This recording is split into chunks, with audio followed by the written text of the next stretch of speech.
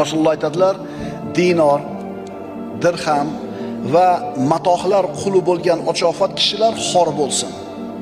Agar dunyo berilsa rozi bo'ladi, berilmasa rozi bo'lmaydi.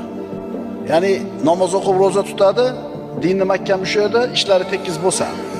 Agar ishlar ozgina xiralashib qolsa, o'sha johiliy hayotga nima qilaveradi? Qaytib olaveradi. Demak, banda shahvatlarining quli bo'ladi. Ana shu shahvatlar insonni ustida hukmronlik qilishga harakat qiladi. Agar shahvatiga qul bo'lib qolsa inson, ana shu shahvati nima desa, o'shini qiladi. Ammo al-vajd martabasiga yetgan bo'lsangiz, shahvatlaringiz hech qachon ustingizda hokim bo'lmaydi. Xulosa, inson o'zining bashariyligini qachon yenga olar ekan?